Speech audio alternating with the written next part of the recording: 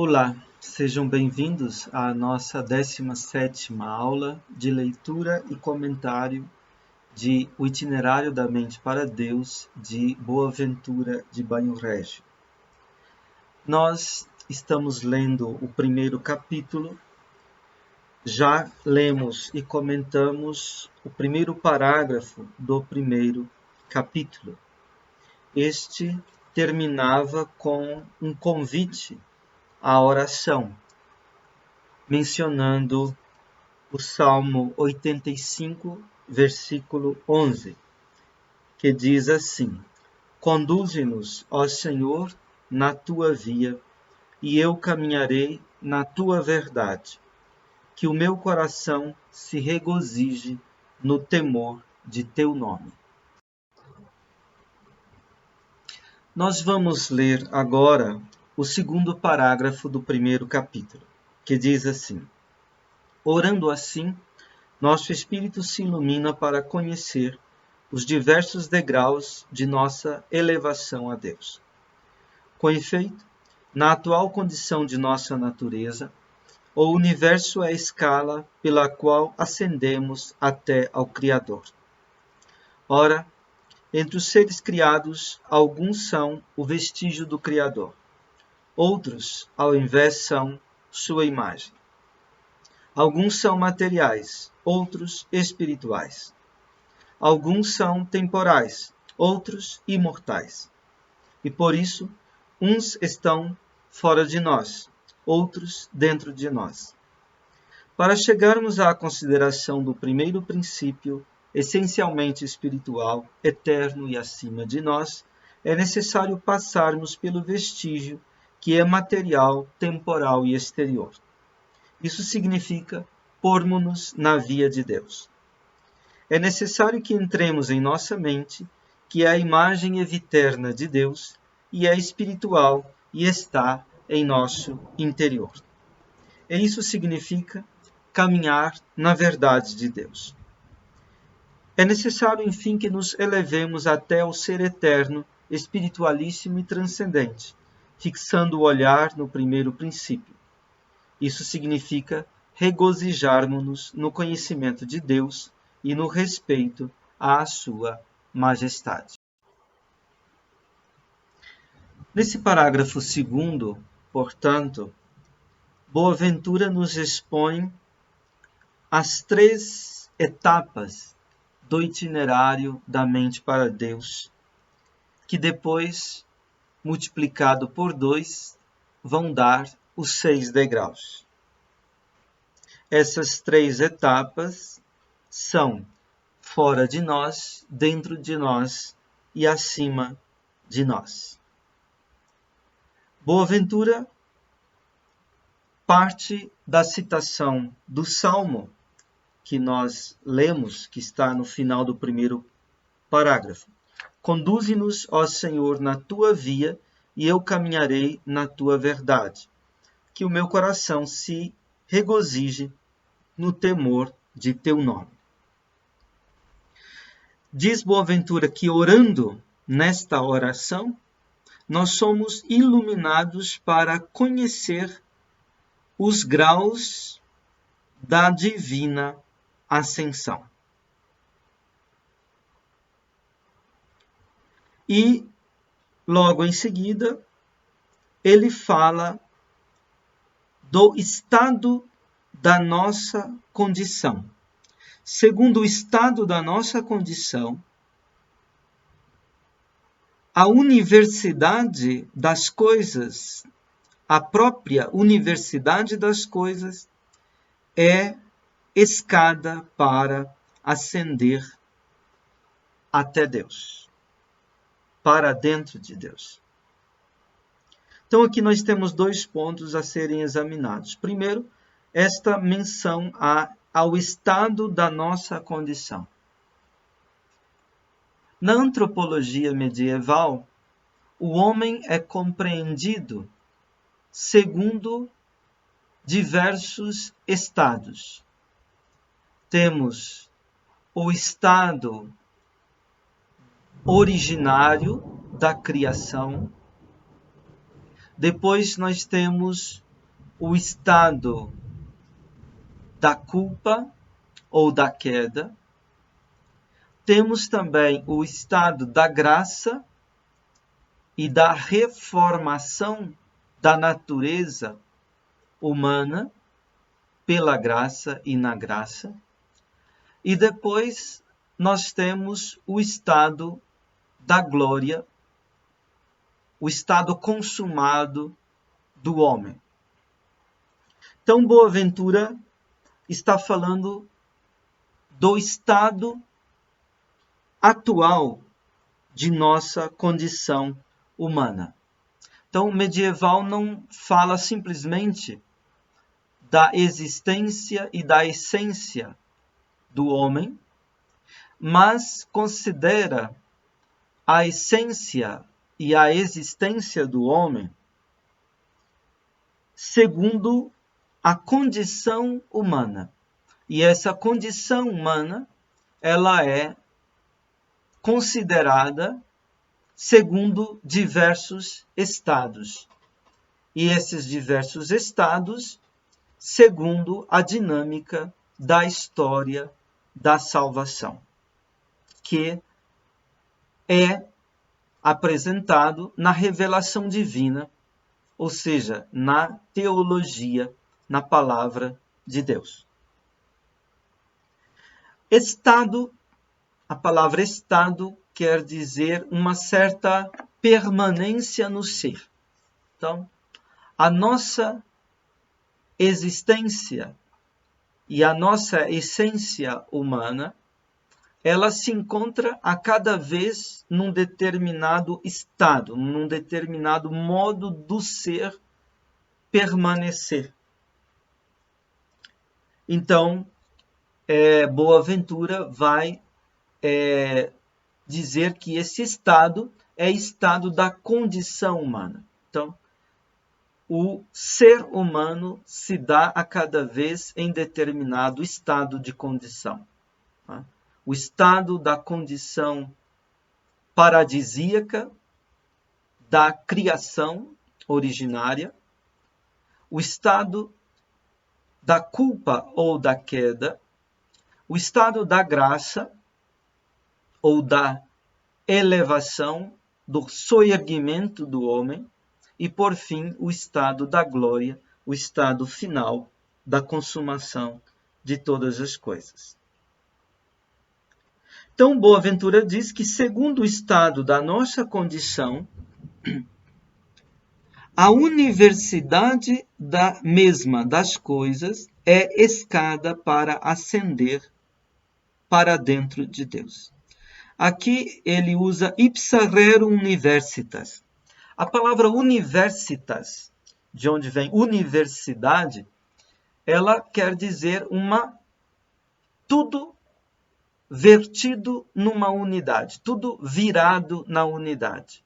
Quer dizer, a diversidade virada numa unidade.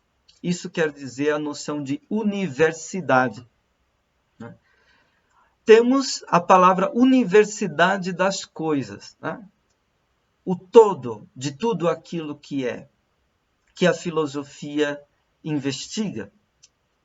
Né? Mas também a teologia, enquanto mathesis universalis, enquanto ciência universal da fé, ela também tem em consideração a universidade das coisas. Nós praticamente hoje usamos a palavra universidade apenas para essa instituição de ensino superior, né, que foi fundada também na Idade Média. A universidade, enquanto instituição de ensino, foi fundada para ser o lugar em que se cultiva a universidade dos estudos, a universidade das artes e das ciências.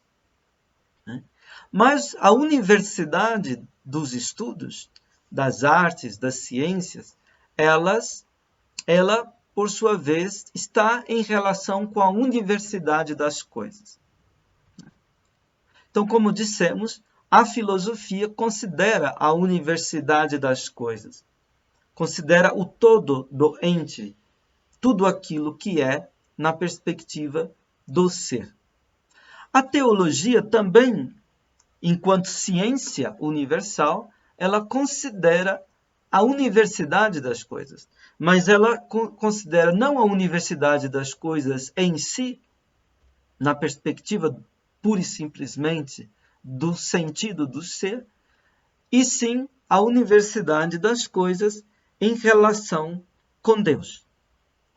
Então, Boaventura diz que a universidade das coisas, ela mesma, é escada para o homem ascender, subir a Deus.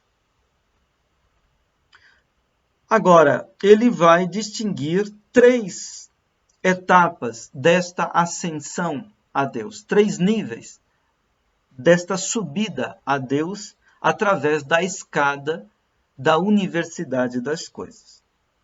Um primeiro nível que ele chama de vestígio. O segundo nível ele chama de imagem. O terceiro nível diz respeito aos nomes de Deus. Primeiro, então, ele fala que nas coisas, entre as coisas, algumas são vestígios, outras são imagem. Considerando o ser das coisas em referência a Deus, Boaventura faz uma interpretação das coisas como sinais, signa. Normalmente nós distinguimos entre coisas e signos. Os signos são coisas que nos fazem ver outras coisas, que nos remetem a outras coisas. Os sinais. Por exemplo, a fumaça é um sinal natural do fogo. Há signos que são não somente remissivos, indicativos, há signos que são também significativos. Há coisas que nós usamos como signos para significar, isto é, para dar a entender, dar a inteligir, a compreender alguma coisa. Assim são os signos tais como as palavras, as expressões linguísticas. São signos não somente indicativos, são signos também significativos. Isto é, nos fazem e nos dão a entender sentidos. São anunciadores de inteligibilidades, por assim dizer. Para Boaventura, toda coisa criada é signo, é sinal do Criador. Isto é, toda coisa criada traz a significação do Criador, nos dá a compreender, a inteligir o Criador. Neste ponto, Boaventura está nos caminhos de Francisco de Assis. Basta lermos o Cântico das Criaturas de São Francisco. Ele começa cantando exatamente o sol. O sol que traz a significação de Deus. Permitam-me ler o Cântico ao Irmão Sol, também conhecido como Louvores das Criaturas, composto por São Francisco de Assis. Ele diz assim: Altíssimo, onipotente, bom Senhor, teus são os louvores, a glória e a honra e toda a bênção. Só a ti, Altíssimo, eles convêm, e homem algum é digno de te mencionar. Louvado sejas, meu Senhor, com todas as tuas criaturas, especialmente com o Senhor, irmão Sol, o qual é dia, e por ele nos alumias. E ele é belo e radiante, com grande esplendor. De ti, Altíssimo, é sinal. De ti, Altíssimo, é sinal. Louvado sejas, meu Senhor, pela irmã Lua e as estrelas, que no céu as formaste claras, preciosas e belas. Louvado sejas, meu Senhor, pelo irmão Vento, pelo ar e pelas nuvens, pelo sereno e todo o tempo, pelo qual às tuas criaturas dás sustento. Louvado sejas, meu Senhor, pela irmã Água, que é muito útil e humilde, e preciosa e casta. Louvado sejas, meu Senhor, pelo irmão Fogo, pelo qual iluminas a noite, e ele é belo e jucundo, e robusto e forte. Louvado sejas, meu Senhor, pela nossa irmã, a Mãe Terra, que nos sustenta e governa, e produz diversos frutos e coloridas flores e ervas. Louvado sejas, meu Senhor, pelos que perdoam por teu amor e sustentam enfermidade e tribulação. Bem-aventurados os que a sustentam em paz, porque por ti, Altíssimo, serão coroados. Louvado sejas, meu Senhor, pela nossa irmã, a morte corporal, da qual homem algum vivo pode escapar. Ai daqueles que morrem em pecados mortais, bem-aventurados os que a morte encontrar dentro de tuas santíssimas vontades, porque a morte segunda não lhes fará mal. Louvai e bendizei a meu Senhor, e rendei-lhe graças e servi-o com grande humildade.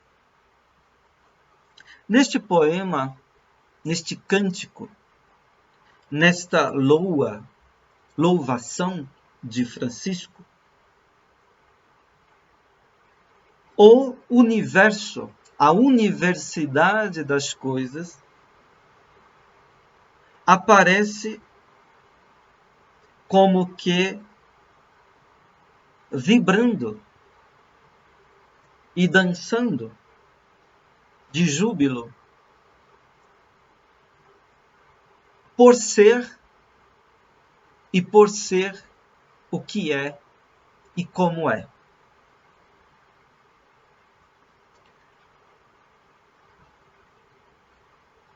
Chesterton, num livro que escreveu sobre São Francisco, dizia que São Francisco era como aquele artista meio bobo da corte, meio saltimbanco, que aprendeu a dar cambalhotas e a plantar bananeira, a ficar de cabeça para baixo, de pés para cima, e que aprendeu a ver todas as coisas viradas. Isto é, aprendeu a ver todas as coisas como que dependentes do céu, como que pendendo do céu, caindo do céu, sendo ao mesmo tempo seguradas pelo céu. E assim ele via todas as coisas de uma maneira invertida, o mundo de cabeça para baixo, de modo que as coisas mais seguras lhe pareciam menos seguras, e as coisas menos seguras pareciam mais seguras. Este olhar invertido de Francisco de Assis. E dizia Chesterton que Francisco, ele a todo momento como que agradecia e louvava ao Altíssimo, porque as coisas não caíam no nada, porque elas eram mantidas no ser, graças à bondade e à misericórdia dele, do Altíssimo. E Francisco via tudo surgindo desse primeiro princípio, que é o Altíssimo, o Pai, e tudo surgindo dali como irmão e como irmã. E ele tratava tudo, todas as criaturas, como irmão e como irmã. E ele escutava em todas as criaturas a ressonância do cântico de louvor ao Criador. Todas as criaturas, sendo o que elas são e como elas são, elas louvam o Criador. É como uma obra de arte. Nós vemos um quadro, nós dizemos, este é um Van Gogh, ou este é um Rembrandt, ou este é um Cézanne. Por quê? Porque a obra leva o nome do artista. A obra é como se fosse o artista. De modo que a obra louva a arte do artista, o saber criativo, inventivo do artista. Também, Mestre Eckhart vai dizer isso no século XIV, que o louvor verdadeiro de Deus é aquele louvor que acontece não por palavras, mas pelo ser ele mesmo. Ou seja, quando a criatura é aquilo que ela é chamada a ser, segundo a intenção do Criador, desde o princípio, desde a origem. Então, os seres todos, sendo o que são e como são, louvam o Criador. Também o homem, quando realiza aquilo que ele é, segundo a sua essência, isto é, segundo a intenção originária do Criador, também ele louva o Criador. Assim, a partir da visão de Francisco de Assis, todas as coisas são signos, são sinais do Criador. É assim que, neste canto que nós ouvimos, Francisco louva, primeiramente, o Senhor com o irmão Sol, o Senhor irmão Sol. E Francisco diz, de ti Altíssimo, ele, o Senhor irmão Sol, é sinal.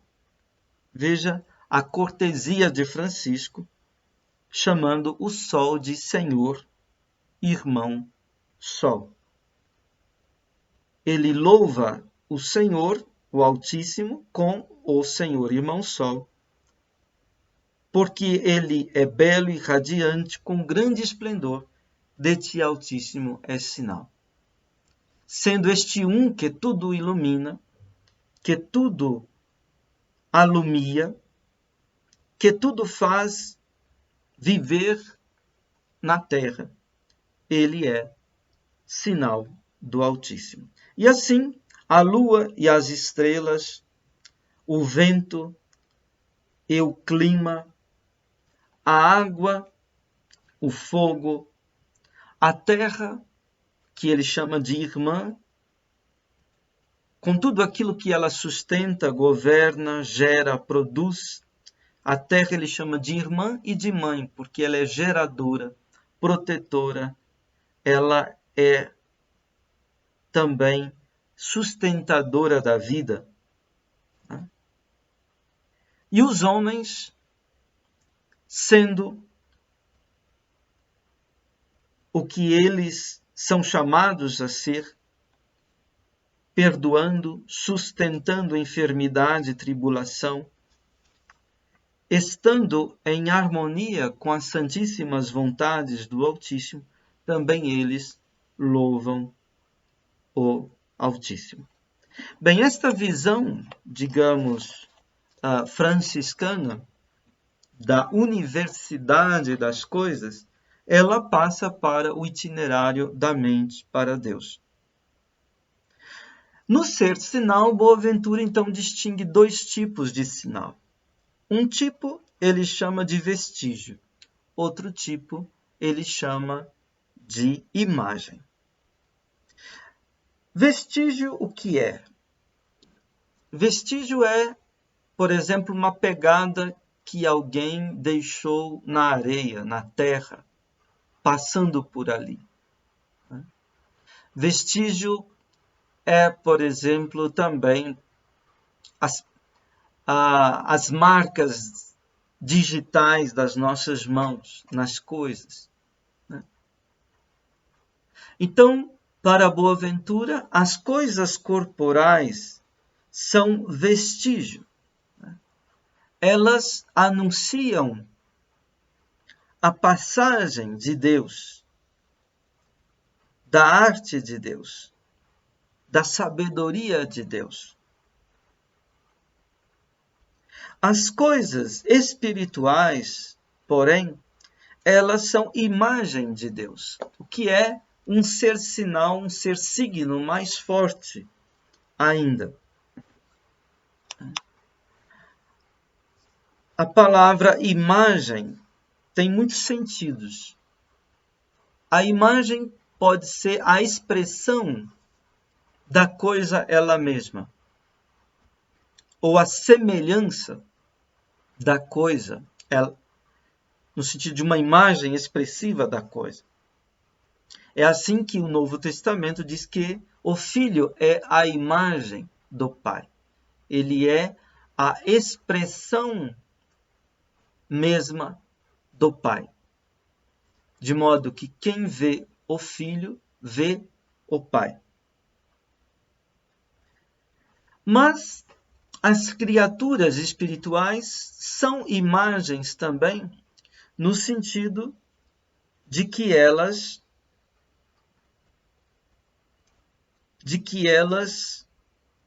são tais e quais é a imagem de Deus, que é o Filho.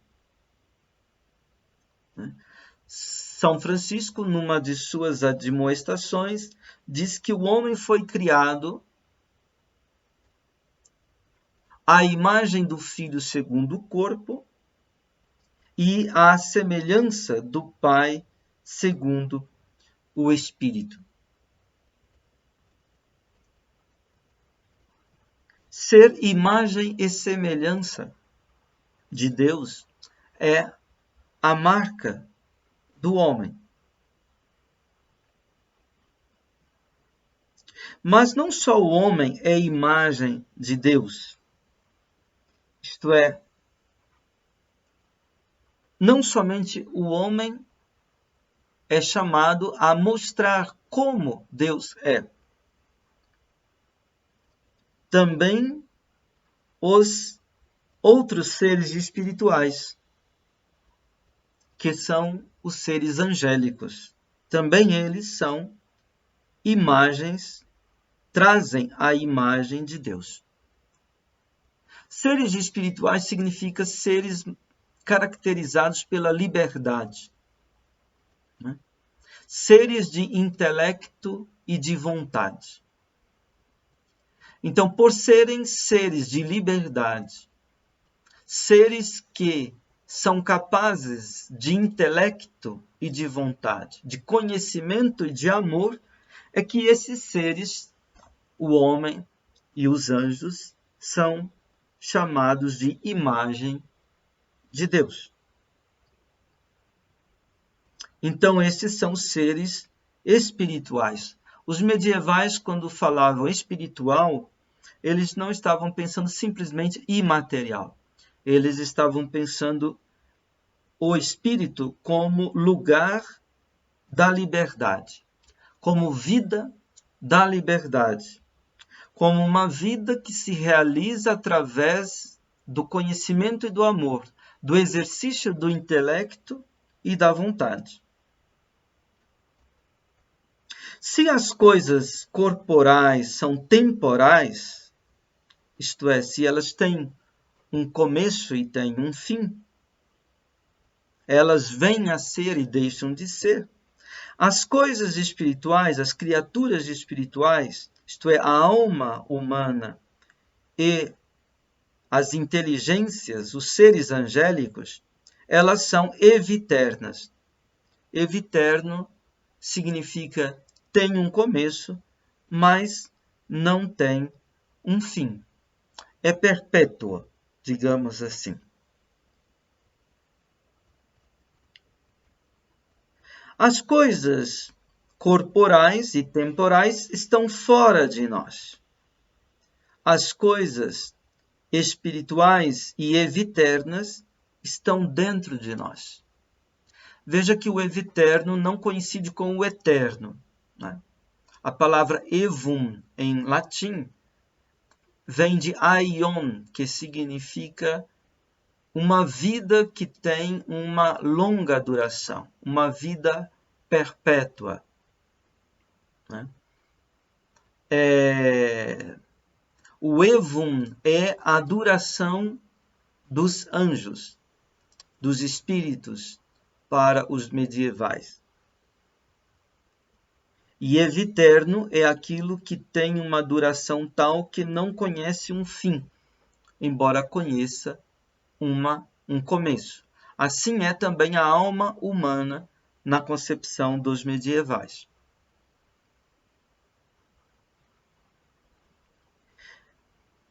Então,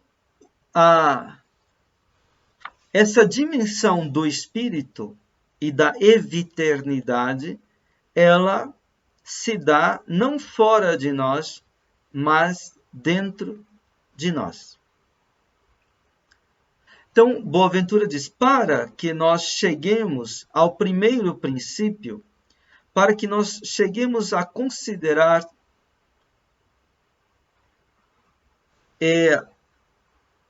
ele diz assim, para chegarmos à consideração do primeiro princípio, essencialmente espiritual, eterno e acima de nós, é necessário passarmos pelo vestígio que é material, temporal e exterior.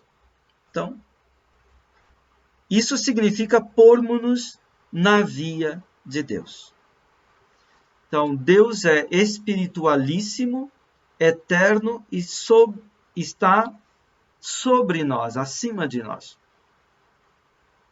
Mas para chegar a ele precisamos transire per vestigium, transitar, passar pelo vestígio.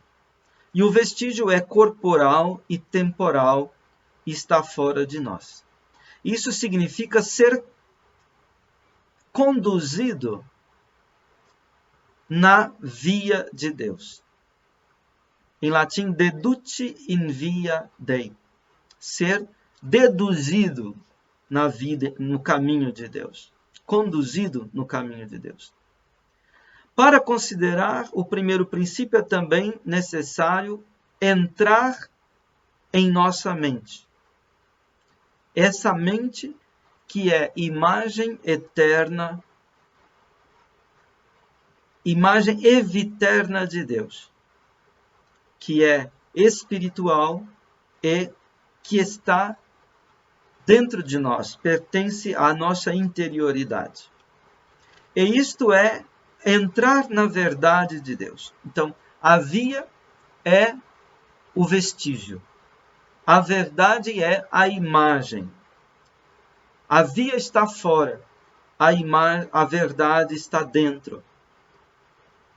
Também é necessário que, para nós, transcender ao eterno espiritualíssimo e que está acima de nós. Contemplando o primeiro princípio. Fixando o olhar no primeiro princípio, o verbo aspiciendo. E isto é alegrar-se na notícia de Deus, no conhecimento de Deus e na reverência da sua majestade. Bom, vamos ler agora o terceiro parágrafo. Ele diz, tal é a viagem de 3 dias na solidão. Esse é o tríplice esplendor de um só dia, dos quais o primeiro pode ser comparado ao anoitecer, o segundo à manhã, o terceiro ao meio-dia. Isto ainda representa a tríplice existência das coisas, na matéria, na inteligência e na arte divina, segundo se lê na Sagrada Escritura.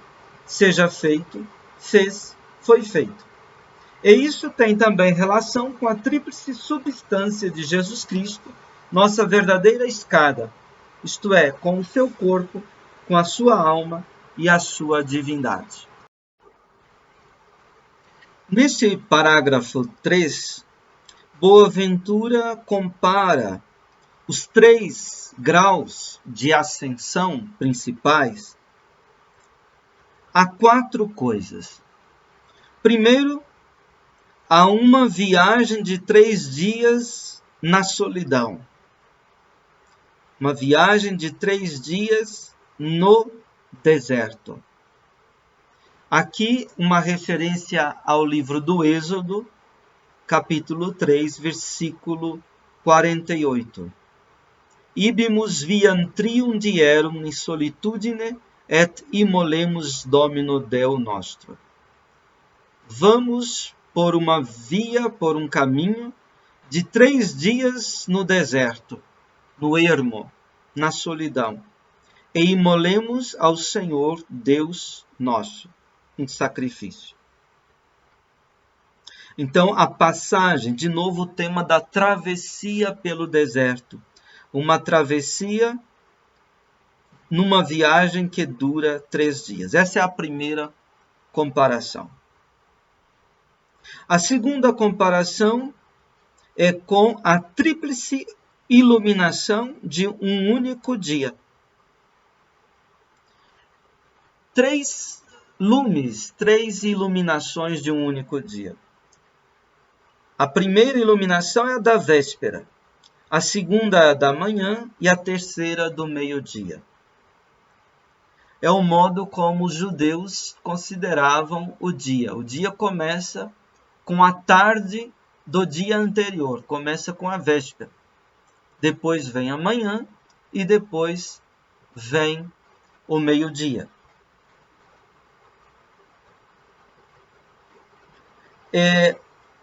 3 claridades, 3 iluminações. A iluminação vespertina, que é um lusco-fusco, quando o dia está deitando e a noite está se levantando.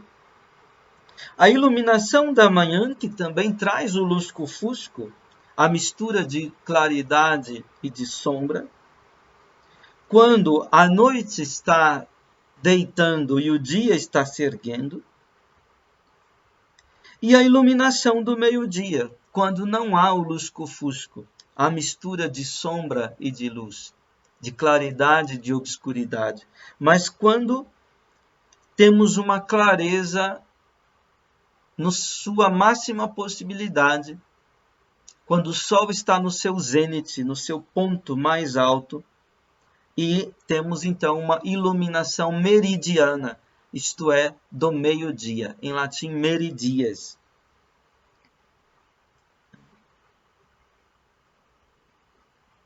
Santo Agostinho comparava a contemplação a essas 3 iluminações. A iluminação, quando o homem contempla as coisas na sua materialidade, no seu devir, é como uma contemplação que se dá no entardecer. Você tem a iluminação, você tem a beleza, você tem a claridade e o espetáculo, mas de um espetáculo que está declinando, de um espetáculo que está caminhando para o seu ocaso. Assim é a contemplação, digamos, natural, digamos assim.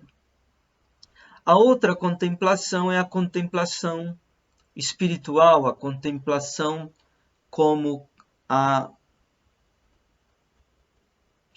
dos anjos, por exemplo, né? Então, é como o da manhã, que vai se erguendo, a luminosidade vai crescendo, né? E depois temos a contemplação máxima em Deus. A terceira comparação é com a tríplice existência das coisas. A existência das coisas na matéria, a existência das coisas na inteligência e a existência das coisas na arte eterna. A existência das coisas na arte eterna é a existência das coisas no Logos, no Verbo. Antes das coisas existirem na matéria, elas existem em Deus. Elas são pensamentos de Deus. As essências das coisas, as formas originárias das coisas, os arquétipos, por assim dizer, das coisas, são pensamentos de Deus em Deus. Portanto, o universo das coisas, antes de existir na matéria, ou antes de existir no espaço-tempo, ou antes de existir em si mesmo, existe em Deus. Então, a existência na arte eterna. A arte eterna de Deus é a própria sabedoria criadora de Deus. Esta sabedoria criadora de Deus é o próprio Logos de Deus, o próprio Verbo de Deus. É o próprio Filho de Deus.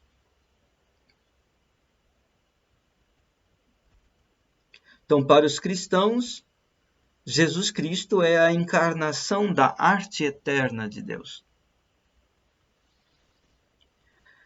O outro modo das coisas existirem é na inteligência. Na inteligência significa no intelecto angélico. Isto é, nos anjos. Na interpretação que temos desde os padres da Igreja, então, antes de Deus colocar as coisas em obra, como que Deus compartilha com as inteligências angélicas esse seu projeto da criação. Então, as inteligências angélicas concebem o projeto criador de Deus, a revelação da arte de Deus.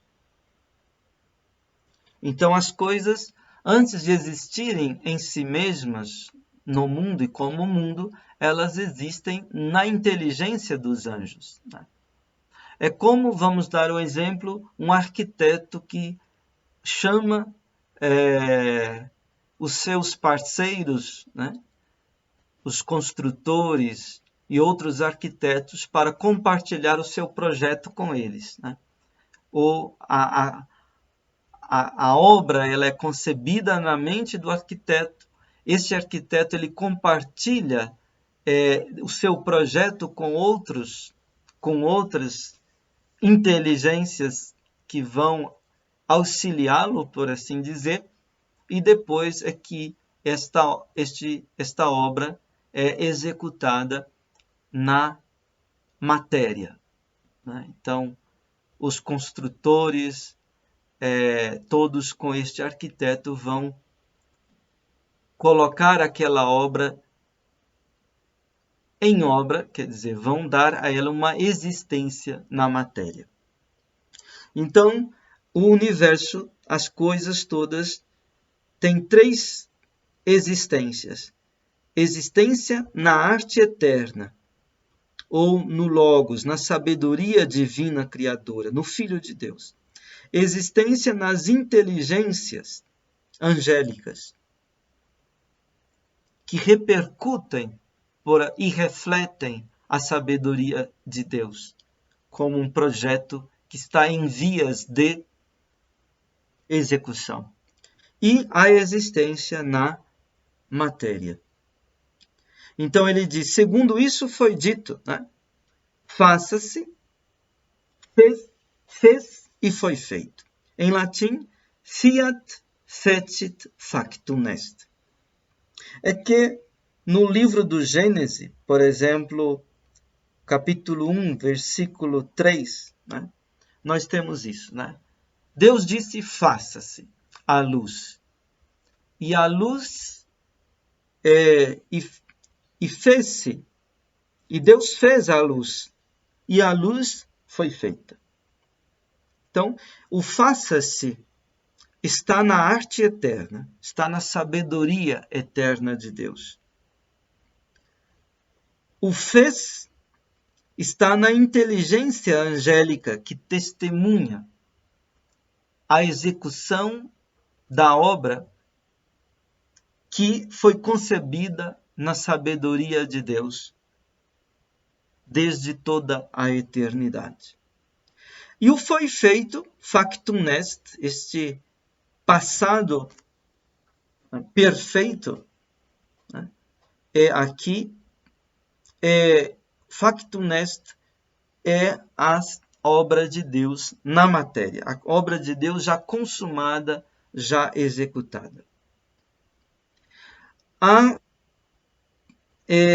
quarta comparação é com a tríplice substância em Cristo. Claro, Cristo é uma única substância, um único ser em si e por si. Substância significa isso, ser é em si e por si, a enseidade, perseidade, digamos assim, né? Mas essa substância, essa autonomia de ser em Cristo tem 3 dimensões: a dimensão corporal, a dimensão espiritual e a dimensão divina. É o que a teologia costuma dizer, Cristo em corpo, alma e divindade. Então, Cristo, a substância de Cristo, ser em si e por si de Cristo, é corporal. Porque Cristo é o Logos, é a sabedoria, é a palavra de Deus que se fez carne e habitou entre nós, segundo o prólogo do Evangelho de João. Então, Cristo tomou um corpo, recebeu um corpo. E todos os corpos de todo o universo receberam com isso uma dignidade ainda maior, porque o Verbo, o Logos, se encarnou. Mestre Eckhart tem, num dos seus sermões, diz assim: quando numa família de plebeus alguém se casa com um filho de rei, com um príncipe, então toda aquela família deixa de ser plebeia para se tornar nobre, né? Então assim aconteceu com o universo, né? Quer dizer, a partir do momento em que o Logos tornou-se carne, a palavra criadora de Deus, a sabedoria de Deus, tornou-se carne, assumiu um corpo humano. Nesse mesmo momento, toda a família humana foi enobrecida, toda ela tornou-se, digamos assim, de uma dignidade real, né? Poderíamos dizer que todos os corpos se tornaram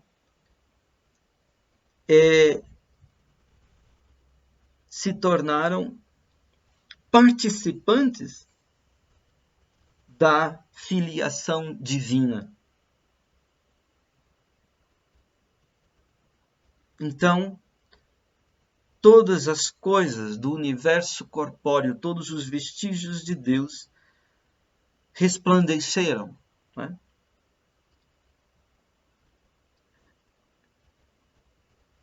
A segunda dimensão da substância de Cristo é a dimensão espiritual. E aqui entra a imagem de Deus. Então, Cristo compartilha com todos os corpos o ser corporal e compartilha com todos os espíritos o ser espiritual. O homem é um microcosmos. O homem é uma junção, uma convergência, uma conjuntura que junta o modo de ser espiritual e o modo de ser corporal. Ao se fazer homem, Cristo reúne também o corporal e o espiritual, o mundo dos corpos e o mundo do espírito. Então, as pedras, as árvores, os animais, os homens, todos se irmanam. A encarnação, ela transborda para todo o universo. Ela é uma singularidade universal. Ela, na singularidade de Jesus Cristo, se reúnem todos os corpos e todos os espíritos, todos os seres em todas essas dimensões. Mas Cristo não é somente uma pessoa de natureza humana, é também uma pessoa de natureza divina. Então a substância de Cristo traz também essa dimensão da divindade, da deidade, do não criado. Ele é consubstancial ao Pai. Homoousios, dizia o dogma em grego. Isto é, ele compartilha, condivide o mesmo ser que o Pai. A mesma deidade que é do Pai é também do Filho. Então, uma dimensão também da substância de Cristo é essa dimensão da divindade. Vamos ficar por aqui hoje e na próxima vez nós veremos como esses 3 graus da contemplação eles vão se duplicar e vão se tornar nos 6 degraus do itinerário da mente para Deus. Muito obrigado pela sua paciência e até a próxima oportunidade.